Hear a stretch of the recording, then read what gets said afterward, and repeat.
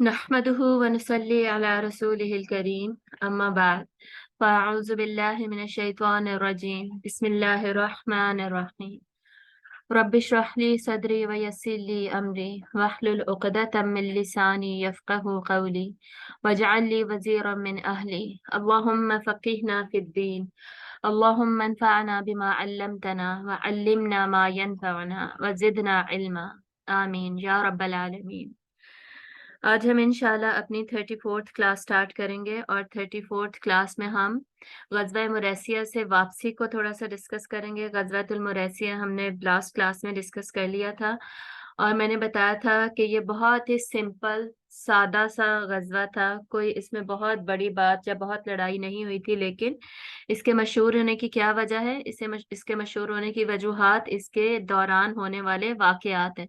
Basically इसकी वापसी पे होने वाले वाक़यात। एक इसमें हज़रत जवेरिया रज़ियल्लाहु तआला अन्हा से आप सल्लल्लाहु अलैहि वसल्लम का निकाह और फिर पूरे कबीले का दोबारा मुसलमान हो जाना और सारा फिर वापस उनको सारा कुछ वापस मिल गया और वो लोग फिर वहीं पे बस गए जहाँ पे थे। तो इतनी ज़्यादा खैर उन्हें नसीब हुई इस्लाम की वजह से।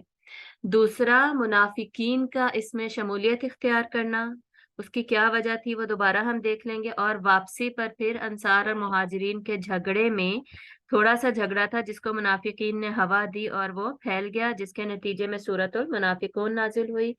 वो आप लोग इंशाल्लाह सुन चुके होंगे।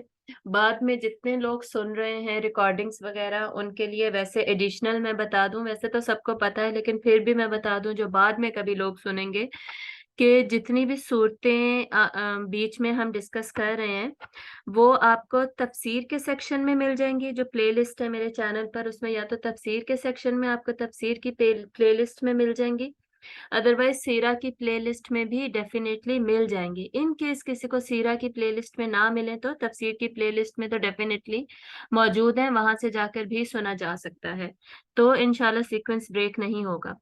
तो सूरतुल मुनाफ़िकून जब हो गई नज़ूल उसका नज़ूल हो गया, तो उसमें मुनाफ़िकीन को एक्सपोज़ कर दिया गया। उसके नतीजे में आखिरी वाक़या जो हुआ इस ग़ज़वा मुरैसिया से वापसी पे वो था वाक़या इफ़्क, जो कि बहुत ही नाज़ुक वाक़या है, बहुत ही इमोशनल है, बहुत लंबा है। सही बुखारी और सही मुस्लिम की अहादीस में हमें इसका ज़िक्र मिलता है और इससे हम बहुत सारे लेसन्स सीखते हैं। बहुत सेंसिटिव है, तो इसकी डिस्कशन में हम टाइम भी लगेगा और बहुत ध्यान से, बहुत एहतियात से हम इंशाल्लाह इसको डिस्कस करेंगे। तो मुनाफिकीन से हम बात शुरू करते हैं। मुनाफिकीन जो थे, उनका बेसिकली इस ग़ज़वे में शमूलियत की वजह क्या थी? वजह एक तो ये थी कि जो बनु मुस्तलिक कबीला था, वो बहुत ज़्यादा करीब था। तो इतनी दूर उन्हें सफ़र करके जाना नहीं पड़ रहा था। बहुत ज़्यादा यानी जो सफ़र की जाने की जो रास्ते में जो मुश्किलात होती है ना वो फेस ही नहीं करनी पड़नी थी। सेकेंडली हार्वेस्ट सीज़न भी नहीं था। फसलें होती है ना कि फसलें उगनी है, हमने काश्तकारी करनी है तो हम जा नहीं सकते। ऐसा कोई काम भी नहीं था कि जी अर्निंग है, पैसे कमाने ये वो ऐसा भी कुछ नहीं था तो इन्होंने सोचा चलो चलते।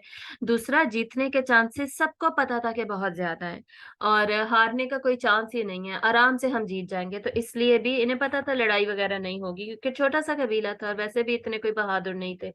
कोई बहादुरी के लिए मशहूर भी नहीं था। तो बेसिकली इन लोगों ने जाने का साथ इरादा कर लिया और इवन आप सल्लल्लाहु अलैहि वसल्लम के साथ हज़रत आयशा रज़ियल्लाहु ताला अन्हा भी गई थी। वो कैसे गई थी वो आगे हम वाक़या इफ़्क में हम देखेंगे। लेकिन हज़रत आयशा का साथ जाना भी ये बताता है कि ये कोई इतना खतरनाक ग़ज़वा नहीं था। शुरू से ही सबको आइडिया था कि ये आसान-आसान है मामला सारा और आराम से हम इसको हल करके वापस आ जाएँगे। आप सल्लल्लाहु मुख्तलिफ एक्सपीडिशंस पे मुख्तलिफ सफ़र पर अपनी अज़वाज को लेकर जाते थे, लेकिन ग़ज़वात पर नहीं लेकर जाते थे।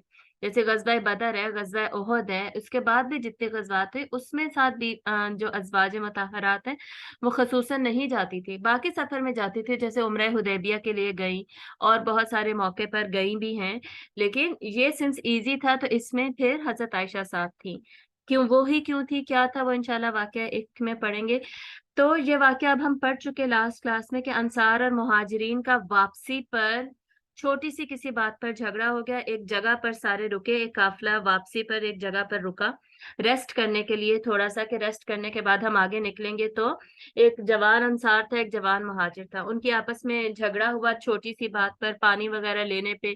انہوں نے اپنے قبیلے کے لوگوں کو بلانا شروع کر دیا، سارے آپس میں پھر تو میں سے بڑی جنگ کا آغاز ہو گیا بیسیکلی. ہم انصار اور تم مہاجر، تم نے ہمیں یہ کیوں کہہ دیا، اس نے ہمیں وہ کیوں کہہ دیا. اتنی چھوٹی سی بات پہ گروپنگ ہو گئی اور ایک دوسرے کو برا بھلا کہنا شروع کر دیا اور لڑائی ہو گئی. اس پر آپ صلی اللہ علیہ وآلہ وسلم خیمے سے باہر آ گئے اور پوچھا کہ یہ کیا ہو رہا ہے، کیوں تم لوگ اس طرح کر رہے ہو. اور اس پر آپ صلی اللہ علیہ وسلم کو بتایا گیا کہ مسئلہ ہوا کیا ہے. تو آپ صلی اللہ علیہ وسلم نے فرمایا کہ ابھی میں تم لوگوں میں موجود ہوں، تب بھی تم لوگ اس طرح کے کام کر رہے ہو، جاہلیت والے یہ کام تم لوگ ابھی بھی کر رہے ہو. اور یہ کہہ کر آپ صلی اللہ علیہ وسلم واپس چلے گئے. سارے چپ کر گئے ڈیفینیٹلی. لیکن وہاں پر پھر عبداللہ بن ابی بن سلول، جس کا نام اب تک آپ کو یاد ہو جانا چاہیے، رئیس المنافقین جو تھا، وہ وہاں پہنچ گیا اور اس نے پھر اس موقع کا فائدہ اٹھایا اور انصار کو مزید بہکانا شروع کر دیا کہ تم لوگوں کی وجہ سے آج ہمیں یہ دن دیکھنا پڑ رہا ہے کہ یہ کمزور مسکین مہاجر ہمارے اوپر بول رہے ہیں، ہمارے اوپر الزامات لگا رہے ہیں، ہم سے لڑ رہے ہیں. ان کی اتنی ہمت، تم لوگوں نے انہیں گھر کیوں دیے، انہیں رہنے کیوں دیا، ان کے ساتھ شیئرنگ کی کیوں، انہیں کھانا کھلایا پلایا کیوں، اب یہ ہم پر ہی بول رہے ہیں وغیرہ وغیرہ. اور میں جب جاؤں گا واپس مدینہ تو میں جا کے دیکھ لوں گا مدینہ میں کون رہتا ہے. عزت والے رہیں گے مدینہ میں اور ذلت والے نکل جائیں گے. یہ بیسکلی اس کے الفاظ تھے. تو نعوذ باللہ اس نے ذلت والا کس کو کہا، اب یہ ہم سب کو پتا ہے، آپ کو پتا ہے.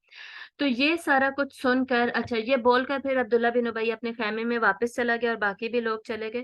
تو ایک جو ینگ صحابی تھے، زید بن ارقم، ٹین ایج میں تھے رضی اللہ تعالیٰ عنہ، انہوں نے اس کی ساری باتیں سنی اور خیمے میں بھی اس کی کچھ باتیں سنی. خیمے میں جا کے بھی ظاہر ہے وہی چیز یہ لوگ ڈسکس کرتے رہے، کیونکہ اسی وقت جو تو ہوا تھا سب کچھ، بات کچھ بھی نہیں تھی لیکن بات کا بتنگڑ بنا کے اسے بڑھا دیا گیا، کیونکہ منافقین بھی بیچ میں شامل تھے، ادروائز کبھی اتنا بڑا مسئلہ نہ بنتا. خیر زید بن ارقم نے جا کے آپ صلی اللہ علیہ وسلم کو بتایا کہ جو رئیس المنافقین ہے، یہ تو نہیں کہا بلکہ عبداللہ بن ابی جو ہے وہ یہ اس طرح کی باتیں کر رہا ہے. تو آپ صلی اللہ علیہ وآلہ وسلم وہاں سے پہلے ہی جا چکے تھے نا. آپ صلی اللہ علیہ وسلم نے اس کو بلایا اور پوچھا کہ کیا ایسی کوئی باتیں ہیں. تو اس نے جھوٹی قسمیں کھانی شروع کر دی، باقاعدہ بڑی بڑی جھوٹی قسمیں کھانی شروع کر دی کہ ایسا کچھ بھی نہیں ہے، میں نے اللہ کی قسم میں نے ایسا کچھ بھی نہیں کہا. تو اس پر آپ صلی اللہ علیہ وسلم نے اسے جانے دیا اور آپ صلی اللہ علیہ وسلم نے قافلے کو حکم دیا کہ یہاں سے نکلو، کیونکہ وہاں پر جھگڑا ہوا تھا. جہاں پر بھی کبھی کوئی فساد ہوتا، جھگڑا ہوتا نا، تو آپ صلی اللہ علیہ وسلم ہمیشہ حکم دیتے اس جگہ کو چھوڑ کر آگے نکل جاؤ، کیونکہ شیطان کی وجہ سے بیسکلی ہوتا ہے نا، شیطان کی شمولیت ہوتی ہے، تو اس کو چھوڑ کر اگلی جگہ پر جانے کا آپ حکم دیا کرتے تھے.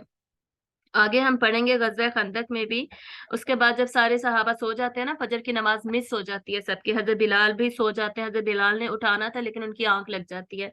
تو حضرت بلال جب اٹھتے ہیں سب کو، آپ صلی اللہ علیہ وسلم کو بلکہ سب سے پہلے جاگ آتی ہے، پھر آپ صلی اللہ علیہ وسلم بلال کو اٹھاتے ہیں، پوچھتے تم نے اٹھایا نہیں نماز وغیرہ. وہاں سے بھی آپ صلی اللہ علیہ وسلم یہی کہتے ہیں کہ یہاں سے پہلے آگے نکلو، آگے نکلو، اگلی جگہ پہ جا کے نماز پڑھیں گے. کیوں؟ کیونکہ یہاں پہ ہمیں بیسکلی شیطان نے ورگلا دیا. ٹھیک ہے، تو یہاں یہی کام آپ صلی اللہ علیہ وسلم نے اس جگہ پر بھی کیا کہ یہاں سے اٹھایا اور آگے لے گئے. اب آگے آپ صلی اللہ علیہ وسلم لے گئے اور عبداللہ بن ابی والا یہ واقعہ ہو چکا تھا. اس نے قسمیں کھا کے کہہ دیا کہ میں نے تو ایسا کچھ نہیں کیا. لیکن رستے میں آپ صلی اللہ علیہ وآلہ وسلم پر سورۃ المنافقون پوری کی پوری نازل ہوئی، جو ہم پڑھ چکے. اس پر پھر ان کو ایکسپوز کر دیا گیا منافقین کا ایگزیکٹ جو ان کے ڈائلاگس تھے وہ سارے کے سارے اس صورت میں ریویل ہو گئے. آپ صلی اللہ علیہ وسلم کو بتا دیا گیا کہ یہ اس طرح سچ یہی ہے جو کہ منافقین پر الزام لگایا جا رہا تھا نا، حضرت زید بن ارقم نے جو بتایا تھا وہی سچ ہے، ایسا ہی ہوا ہے. تو آپ صلی اللہ علیہ وسلم نے حضرت زید بن ارقم کو بلایا اور بتایا کہ جی تمہارے کانوں نے جو سنا تھا بالکل سچ سنا، وہی نازل ہو گئی ہے. اور حضرت عمر نے فرمایا کہ یا رسول اللہ صلی اللہ علیہ وسلم آپ حکم دے تو میں اس کو قتل کر دوں، عبداللہ بن ابی کو نا. تو آپ صلی اللہ علیہ وسلم نے فرمایا کہ نہیں، میں نہیں چاہتا کہ لوگ باتیں کریں کہ یہ اپنے ہی کمپینینز کو یا اپنے ساتھ والوں کو مار دیتے تھے. یہ میں بالکل نہیں چاہتا. مطلب کیا؟ مطلب امیج جو ہے اسلام کا، مسلمانوں کا جو امیج ہے وہ ہمیشہ لوگوں پر اچھا جانا چاہیے. اس کی بھی آپ صلی اللہ علیہ وسلم نے فکر کی. یہ بہت بڑا سبق ہے جو اس ایک آپ صلی اللہ علیہ وسلم کے ڈائلاگ سے، قول سے، بات سے ہمیں ملتا ہے. ہم کبھی کبھی فکر نہیں کرتے نا ہم نے کیا پہنا ہوا ہے, کیسے چل رہے ہیں, کیا باتیں کر رہے ہیں, کیسے دکھ رہے ہیں, فکر ہی نہیں کرتے. حالانکہ جو مسلمان ہے, جو اسلام کو ریپریزینٹ کر رہا ہے, جس نے پورا پردہ کیا ہوا ہے, اس کا کپڑے زیادہ صاف ستھرے ہونے چاہیے باقیوں سے. اس کا جو مٹیریل اس نے پہنا ہوا ہے وہ زیادہ اچھا ہونا چاہیے. گندا, خراب, بلا وجہ کی مسکینیت خود پہ, مسکنت خود پہ ڈالی ہوئی ہے. جی یہ سب اللہ تعالیٰ نے کہا کہ جو میں نے نعمت دی ہے اس کا اظہار ہو. اور مسلمان کو تو ویسے بھی اچھا دکھنا چاہیے ان ٹرمز میں کہ اس کا اسلام کا امپریشن لوگوں پر اچھا جائے, لوگ اسلام کی طرف اٹریکٹ ہو اور اسلام کو قبول کریں. ٹھیک ہے, اپنے اخلاق کے ذریعے سے دکھنے میں ہی نہیں, اخلاق میں بھی, کردار میں بھی, بول چال میں بھی, ہر چیز میں. ٹھیک ہے, تو یہ لیسن آپ نے یاد رکھنا ہے. اس کے بعد اب دیکھیں یہ جگہ مدینہ سے بہت دور نہیں تھی, یہ آلریڈی ہم پڑھ چکے. تو مدینہ میں جا کر خبر پھیل چکی تھی کہ یہ سارا کچھ ہوا ہے, سارا واقعہ. اب وہاں پر یہ عبداللہ بن ابی بن سلول جو منافق تھا, رئیس المنافقین اس کا ٹائٹل ہے, سردار تھا منافقین کا, بنو خزرج سے تھا. یہ سب اب آپ کو یاد ہونا چاہیے. تو اس کا جو بیٹا تھا اس کا نام بھی عبداللہ ہی تھا. وہ صحابی تھے, عبداللہ بن ابی بن سلول, ٹھیک ہے, رضی اللہ تعالیٰ عنہ. وہ صحیح صحابی تھے, سچے صحابی تھے. انہوں نے جب سنا کہ میرے باپ نے اس طرح کیا ہے تو وہ دروازے پہ کھڑے ہو گئے, دروازے پہ تو نہیں, مدینہ کے باہر آ کر کھڑے ہو گئے اور اپنے باپ کو ادھر ہی روک لیا کہ آپ بالکل اندر نہیں جا سکتے جب تک کہ آپ صلی اللہ علیہ وآلہ وسلم آپ کو اس کی اجازت نہیں دیتے. ٹھیک ہے, تو آپ صلی اللہ علیہ وآلہ وسلم نے خیر عبداللہ کو بلایا اور کہا کہ چھوڑ دو, تمہارا فرض یہ بنتا ہے کہ تم اپنے باپ کے ساتھ اچھا سلوک ہی کرو اور اس کو اندر آنے دو.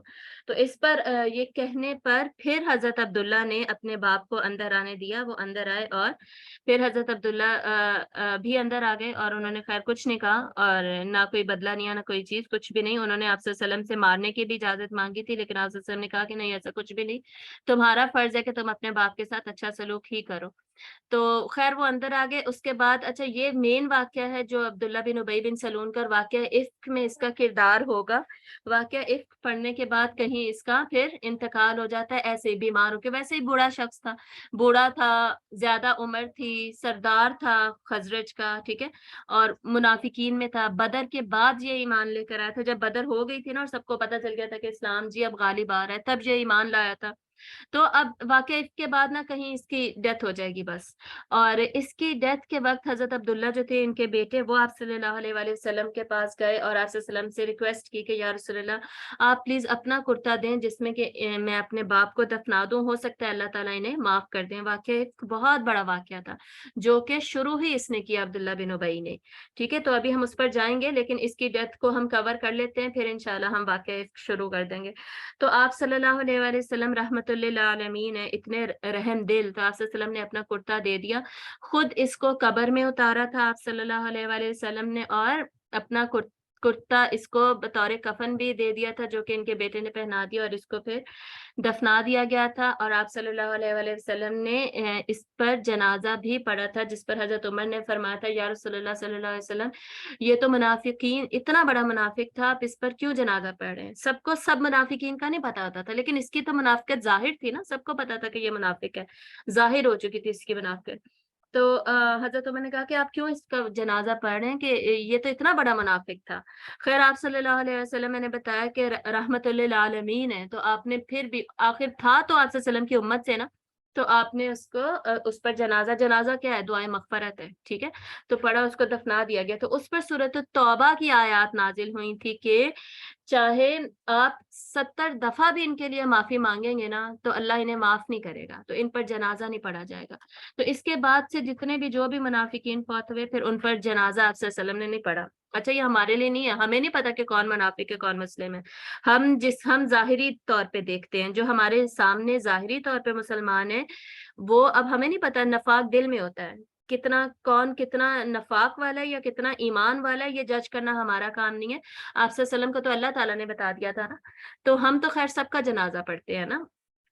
اور حضرت حذیفہ بن یمان جو ہیں صاحب السر جن کا ٹائٹل ہے صحابی، ان کو بھی آپ صلی اللہ علیہ وسلم نے پھر تمام منافقین کے نام بتا دیے تھے. تو وہ بھی پھر آپ صلی اللہ علیہ وسلم کے وصال کے بعد جب بھی کسی منافق کی ڈیتھ ہوتی تو وہ ان کا جنازہ نہیں پڑھتے تھے. اور حضرت عمر دیکھا کرتے تھے کہ جب حضرت حذیفہ جنازے میں شامل نہیں ہے نا تو حضرت عمر بھی جنازے میں شامل نہیں ہوتے تھے. انہیں پتہ چل جاتا تھا کہ جی یہ منافق ہے، اس وجہ سے ایسا کیا جا رہا ہے، کیونکہ انہیں آپ صلی اللہ علیہ وسلم نے بتایا تھا، ورنہ غیب کا علم کسی کو نہیں ہے، اور آپ صلی اللہ علیہ وسلم کو اللہ تعالیٰ نے بتایا تھا.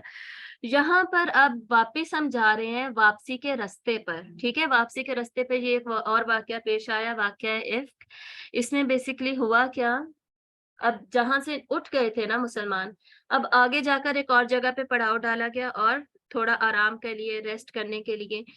تو جب وہاں سے قافلہ نکلنے لگا ہے تو حضرت عائشہ رضی اللہ تعالی عنہا نے سوچا کہ میں جا کر ریسٹ روم یوز کر لوں. ریسٹ روم اس طرح تو وہاں پہ نہیں ہوتے تھے نا کہ جائیں اور یوز کر لیں، بیسیکلی کسی خالی جگہ پر جا کر میں واپس آ جاتی ہوں. ٹھیک ہے، یہ حضرت عائشہ نے سوچا.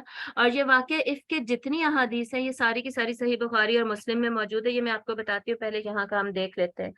تو وہاں سے حضرت عائشہ جب واپس آئی ہیں اپنے اونٹ کی طرف، قافلے کی طرف، تو ایک دم سے انہوں نے اپنے گلے کو ہاتھ لگایا تو دیکھا کہ ان کا جو ہار تھا گلے میں پہنا ہوا وہ گم چکا ہے. ہار کیا تھا؟ ہار ایک پتھر کا تھا جو کہ پتھر میں تار ڈال کر بنا ہوا تھا، چمکتا ہوا ایک پتھر تھا. لیکن آپ صلی اللہ علیہ وآلہ وسلم نے وہ حضرت عائشہ کو گفٹ دیا تھا.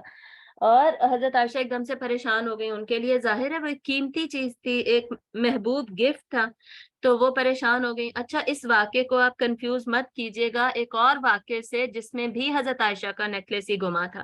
حضرت عائشہ کا ہار گمنے کے نا دو واقعات ہمیں ملتے ہیں پوری سیرت میں. صحیح، اکثر لوگ ان دو واقعات کو مکس کر رہے ہوتے ہیں.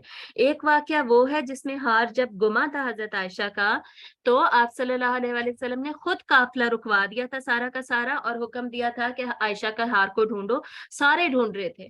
تو حضرت ابو بکر حضرت عائشہ کے پاس آئے، فرمایا کہ دیکھو تمہاری وجہ سے قافلہ رکا ہوا ہے. باپ تھے نا، تمہاری وجہ سے قافلہ رکا ہوا ہے، تم نے کیا شور مچایا ہوا ہے، ہار ہی تھا، کیا ہو گیا، وغیرہ وغیرہ. تو وہ بول ہی رہے تھے تو آپ صلی اللہ علیہ وسلم نے منع فرمایا کہ نہیں، اس کو کچھ مت کہو. اور پھر اتنی دیر ہو گئی کہ پانی بھی ختم ہو گیا تھا اور اس وقت تیمم کی آیات پھر نازل ہوئی تھی. ٹھیک ہے، تو سارے صحابہ پھر حضرت ابو بکر کو بلکہ مبارک دینے لگ گئے کہ تمہارے خاندان کی وجہ سے ہمیں ہمیشہ اتنی خیر ملتی رہی ہے کہ یہ تیمم کا حکم بھی تمہارے خاندان کی وجہ سے نازل ہوا، کہ وہاں پہ دیر ہو گئی تھی، پانی ختم ہو گیا، تو تیمم کیسے کیا جائے گا مٹی سے، یہ ایک سیکنڈ آلٹرنیٹ دے دیا گیا نا، سبسٹیٹیوٹ دے دیا گیا وضو کا. تو یہ خیر ہے. انہیں اتنی بڑی یہ خیر کیوں لگ رہی تھی؟ کیونکہ پانی اتنا کم ہوتا تھا نا ان زمانوں میں. ہمارے پاس تو پانی بہت زیادہ ہوتا ہے، مس یوز بھی پانی کو اتنا زیادہ کرتے ہیں، اس لیے اتنی تیمم کی اہمیت ہمیں نہیں پتا. انہیں پتا تھا تیمم کی کیا اہمیت ہے. خیر پھر وہ ہار مل گیا تو وہ وہاں سے نکل گئے تھے، چلے گئے تھے صحابہ سارے اور صلی اللہ علیہ وآلہ وسلم. تو یہ واقعہ الگ ہے، یہ میں بتانا چاہ رہی تھی، یہ بالکل الگ واقعہ ہے. اس واقعے کو ایک سائڈ پہ رکھیں گے. واپس اب اس واقعے پہ آتے ہیں، واقعہ یہ جیسے کہ میں نے بتایا صحیح بخاری صحیح مسلم میں تفصیل سے یہ واقعہ موجود ہے، مختلف احادیث میں. خود حضرت عائشہ رضی اللہ تعالی عنہا اس کی راوی ہیں، خود بیان کرتی ہیں اپنا واقعہ.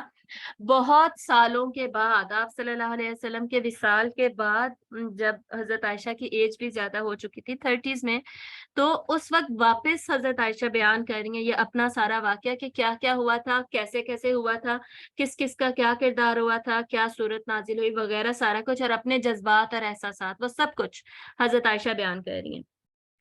آپ کو پتا ہے کہ جب کوئی خود سے اپنا واقعہ سناتا ہے اور یا کوئی دوسرا اس کا واقعہ سنا رہا ہوتا ہے، اس میں کتنا فرق ہوتا ہے. جب کوئی دوسرا واقعہ سناتا ہے تو اس میں وہ ایموشنز، وہ جذبات نہیں شامل ہوتے. لیکن جب کوئی اپنا واقعہ سناتا ہے تو وہ اس میں پورے اس کے دل کی کیا کیفیت تھی، اندر وہ محسوس کیا کر رہا تھا، یہ سارا کچھ ہمیں پتہ چل رہا ہوتا ہے.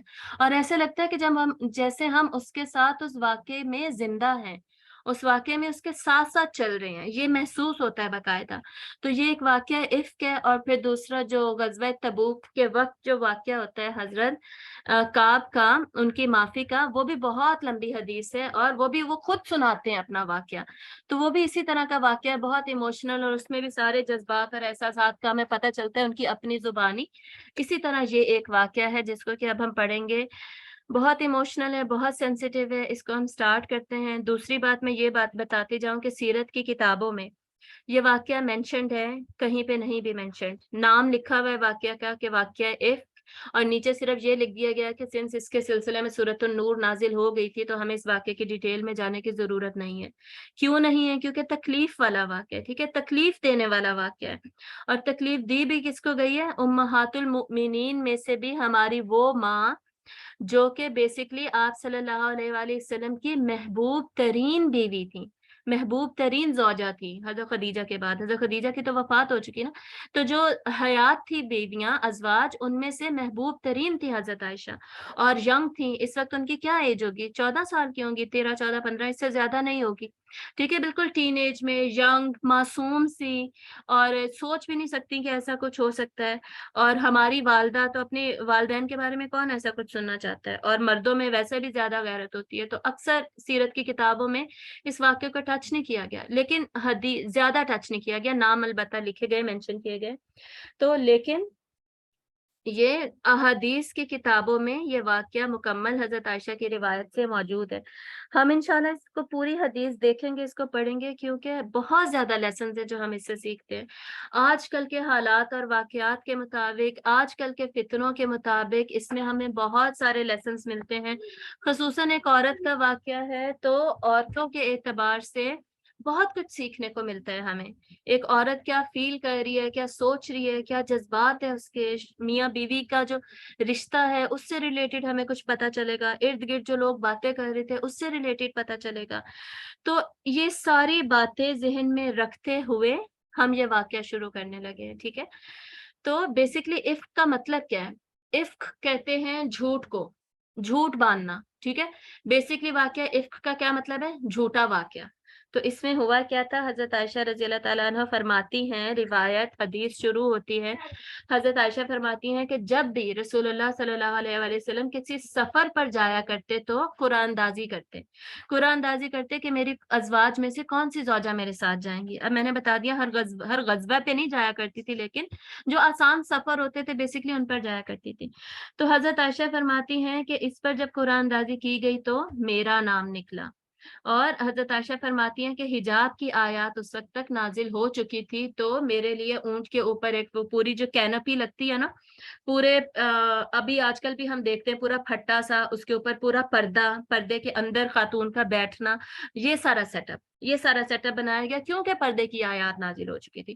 اچھا، لاسٹ کلاس میں نے آپ کو بتایا تھا پردے کی آیات غزوہ خندق کے بعد نازل ہوئی تھی، لیکن غزوہ خندق سے پہلے نازل ہوئی تھی، ٹھیک ہے، اس کو کریکشن کر لیجیے گا، اصلاح کر لیجیے گا، درستگی کر لیجیے گا۔ پردے کی آیات جو ہے وہ غزوہ خندق، اس کے بعد غزوہ خندق ہی ہونی ہے نا، ٹھیک ہے، اس کے فوراً بعد غزوہ خندق ہی ہے، تو غزوہ خندق کے بعد نہیں، پہلے آیات نازل ہوئی تھی پردے کی۔ پردے کی آیات انشاءاللہ ہم اگلی کلاس میں ضرور ٹچ کریں گے، بہت ضروری ہے، اور ان کی اپنی اہمیت کی وجہ سے سورۃ النور کی یہ 1 to 26 آیات اینڈ پردے کی آیات، سنس پردے کی آیات بھی سورۃ النور میں ہی ہے، اور سورۃ الاحزاب، غزوہ احزاب بھی غزوہ خندق کو ہی کہا جاتا ہے، ٹھیک ہے، اس میں ہے، اور سورہ نور میں، دو ہی جگہ پہ صرف۔ تو سورہ نور ویسے بھی ہم نے ڈسکس کرنی ہے، تو یہ پورے قرآن مجید اگلی کلاس میں ہمارے ڈسکس ہونے والا ہے۔ یہ واقعہ لمبا ہے، اس پہ ہم واپس چلتے ہیں۔ تو فرماتی ہیں کہ اونٹ پر پھر میں بیٹھ گئی اور سارا قافلہ پھر روانہ ہوا، اور سورۃ المنافقین وغیرہ نازل ہوگی، وہ آپ کو پتہ ہے۔ تو حضرت عائشہ فرماتی ہے کہ جب ہم واپس نکلے ہیں اور میں ریسٹ روم کے لیے گئی ہوں دوسری طرف، جب ادھر سے واپس آنے لگی ہوں قافلے کی طرف، تو میرے گلے میں ہار نہیں تھا۔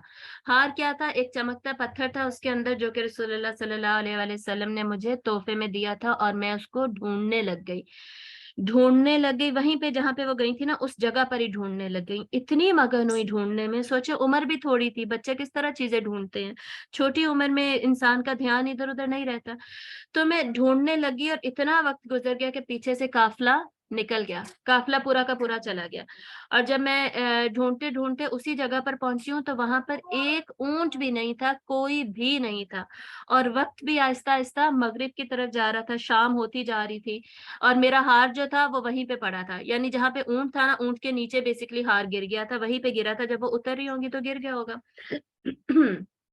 تو میں نے ہار اٹھایا، پہنا، اور میں نے سوچا کہ میں اب یہیں پہ انتظار کرتی ہوں درخت کی چھاؤں میں، کوئی نہ کوئی آ جائے گا، لوگ دیکھیں گے، جبکہ جی میں نہیں ہوں اندر، ایک سیکنڈ رکیے گا۔ हाँ जी, सॉरी। तो जब लोग देखेंगे कि उसमें कैनोपी में मैं नहीं हूँ, तो वो मुझे वापस लेने आ जाएँगे। और हज़रत आयशा फरमाती हैं कि जब ऊँट चला है, तो डेफ़िनेटली जो मेरे कैनोपी को उठाने वाले थे, अब हज़रत आयशा जब ऊँट से उतरी होंगी, तो कैनोपी नीचे रखी गई होगी ना, नीचे रखी गई होगी, हज़रत आयशा निकली होंगी और वहाँ पे वो इंतज़ार कर रहे होंगे ना, हज़रत आयशा वापस आएँगी, बैठेंगी तो हम रखेंगे। अच्छा, ये सारा प्रोसेस वो लोग डेफ़िनेटली पर्दे की आयत नाज़िल हो चुकी थी, वैसे भी इज़्ज़त और एहतराम की वज़ह से वो देखते तो नहीं थे कि ये आप सल्लल्लाहु अलैहि वसल्लम की ज़ौजा मोहतरमा है। तो सहाबा ने दूसरी तरफ मुँह किया हुआ होगा और सहाबा ये समझे होंगे कि वो अंदर आ गई हैं और हज़रत आयशा खुद फरमाती हैं कि उस वक़्त मैं छोटी-सी थी, जवान थी, इतना कम हल्का मेरा वज़न था, तो उनको पता नहीं चला होगा कि जी हुआ क्या है, मैं आई हूँ कि नहीं आई। ये बाकायदा इस हदीस के अल्फाज़ हैं। तो उन्हें नहीं अंदाज़ा नहीं हुआ होगा, वो समझे होंगे कि मैं आ गई हूँ और उन्होंने वो कैनोपी उठाई, ऊँट पर रख दी और काफ़िला निकल गया। हल्का-सा वज़न था, पता ही नहीं चलता था कि मैं हूँ कि नहीं हूँ। तो ख़ैर मैं वहाँ पर बैठ गई और इंतज़ार करने लगी कि कोई ना कोई आएगा तो मुझे ले लेगा और वहाँ पे बैठे-बैठे मेरी आँख लग गई, मैं सो गई। यानी सोचिए कितनी निडर थी, बहादुर थी कि खाली वीरान इलाका है, 1-2 दरख़्त होंगे, कोई भी नहीं है, ना बंदा ना बंदे की ज़ात और वहाँ बैठी हैं और सो भी गई हैं, कोई फ़िक्र-फ़ाक़ा ही नहीं है कि आएँगे तो ले लेंगे मुझे। तो फरमाती हैं कि मैं सोई ही हुई थी कि अचानक मुझे आवाज़ आई, ऊँची आवाज़ आई, ला हौला वला कुव्वता इल्ला बिल्लाह। और उस आवाज़ से मेरी आँख खुली है और मैंने देखा कि वो सफ़वान इब्न मुअत्तल थे, अस्सलमी, बनु सलमा था उसका उस कबीले के थे ये सफ़वान इब्न मुअत्तल, ठीक है? हज़रत रज़ियल्लाहु तआला अन्हु सहाबी थे ये, जवान थे और गैर शादीशुदा भी थे। तो ये सहाबी वहाँ पर मौजूद थे इन्होंने ला हौला वला कुव्वता इल्ला बिल्लाह पढ़ा तो हज़रत आयशा की आँख खुल गई और आँख खुलते ही फरमाती हैं कि उन्होंने मुझसे कोई भी बात नहीं की। इसके अलावा कोई भी बात नहीं की बल्कि ऊँट को नीचे बिठाया और दूर चले गए, दूसरी तरफ मुँह कर लिया। और फरमाती हैं कि उस वक़्त मेरे चेहरे पे नकाब मैंने हटाया हुआ था और सिंस सफ़वान ने मुझे पहले से देखा हुआ था, हिजाब की आयत नाज़िल होने से पहले से देखा हुआ था, इसलिए वो फ़ौरन मुझे पहचान गए और उन्होंने दूसरी तरफ मुँह कर लिया, मैंने फ़ौरन अपना चेहरा ढाँप लिया और फिर मैं ऊँट पर बैठ गई। तो ये वाक़या है जिससे बेसिकली नकाब की फ़ेवर में भी ये वाक़या पेश किया जाता है कि नकाब था उस वक़्त।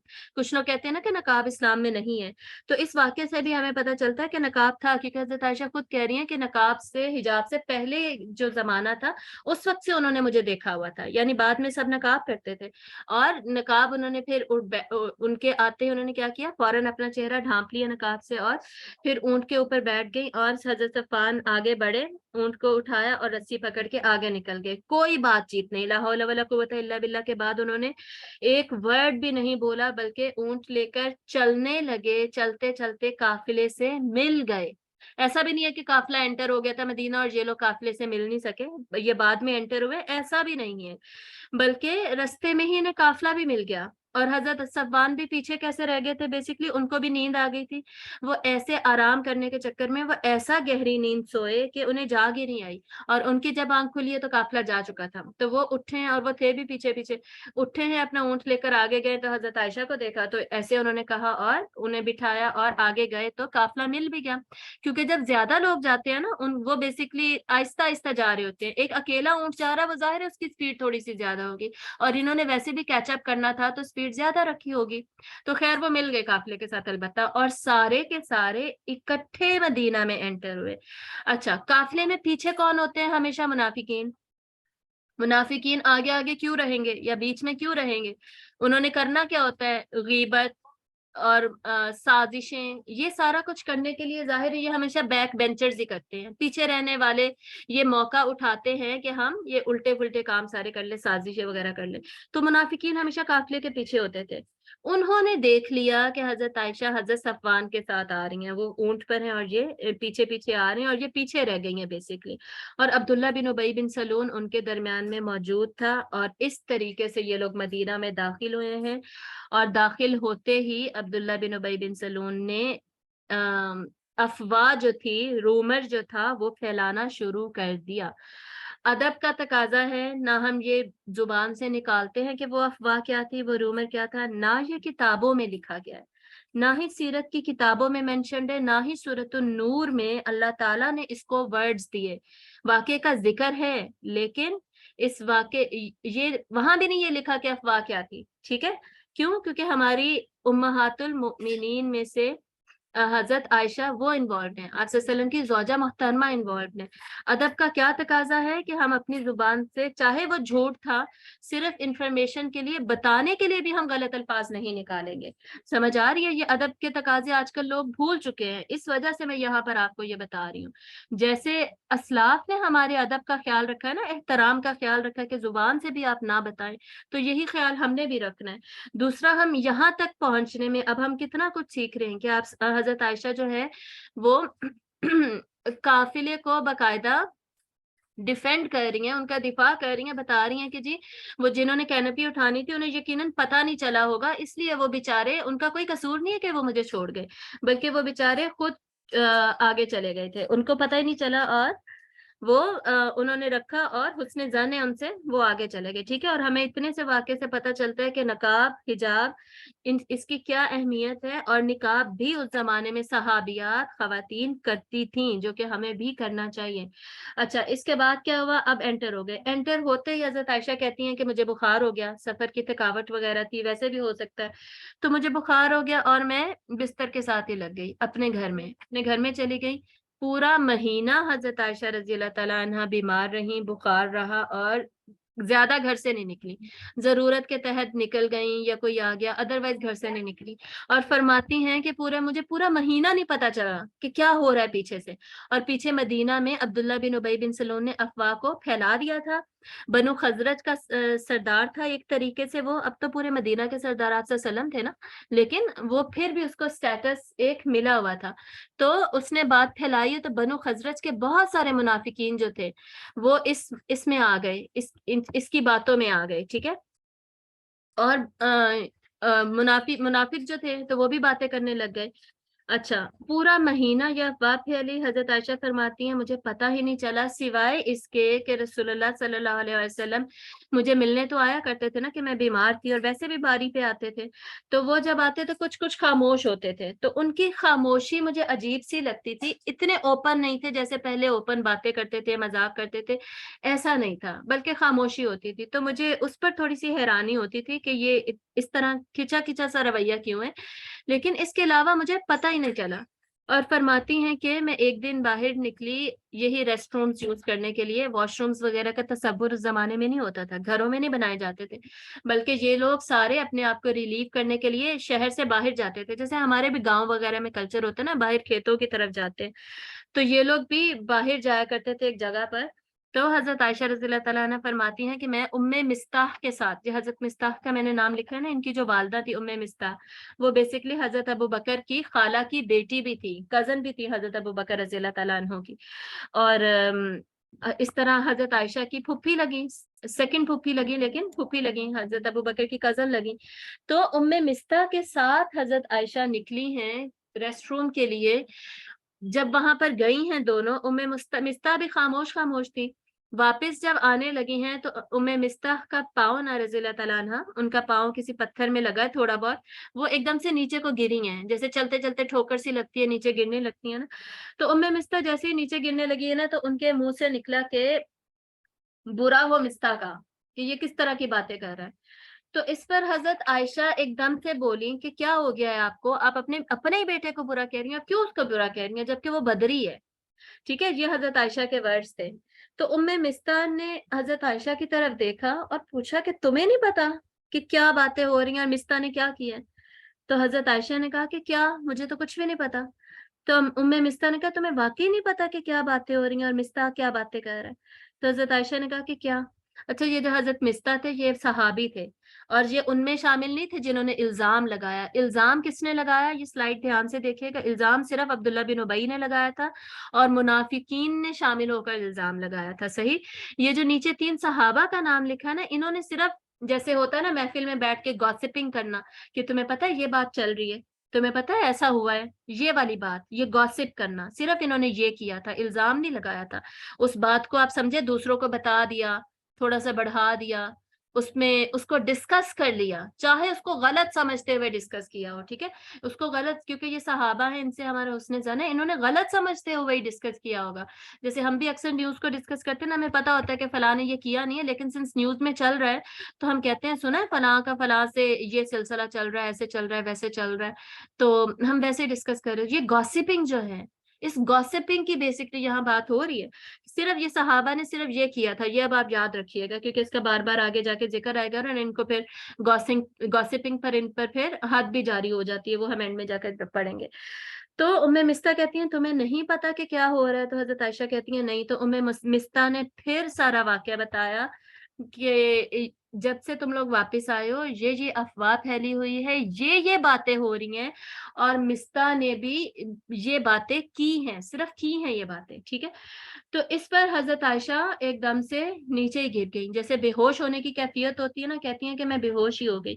اور پھر مجھے گھر میں لایا گیا، وہی اپنے ہی روم میں، اپنے ہی حجرے میں، اور میں مزید بیمار ہو گئی، اس سے بھی زیادہ بیمار ہو گئی جتنی پہلے بیمار تھی. پہلے تو بخار تھا نا ان جنرل، اب کیا ہے، اب دل کا درد ہے، اب اندر تکلیف ہے، جذباتی طور پہ ہرٹ ہوئی ہیں. تو جو لوگ کہتے ہیں نا کہ یہ مینٹل النس کچھ نہیں ہوتی، تکلیف ملے، ڈپریشن ملے، یہ کچھ نہیں ہوتا، اس سے کوئی مسئلہ ہی کوئی نہیں ہے، انسان برداشت کر سکتا ہے، بس انسان صبر کرے، ایسا نہیں ہے.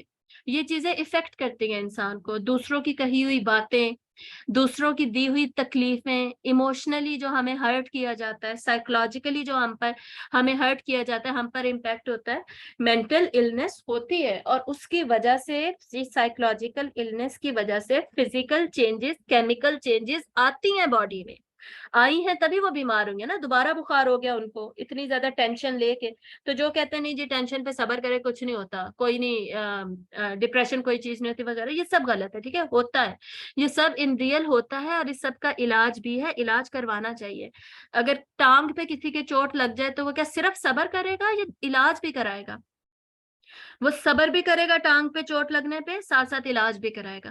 اسی طرح جب اس طرح کا کوئی معاملہ کسی کے ساتھ پیش آتا ہے، سائیکولوجیکل اور ایموشنل اور مینٹل النس اس کی وجہ سے ہو سکتی ہے، وہ صبر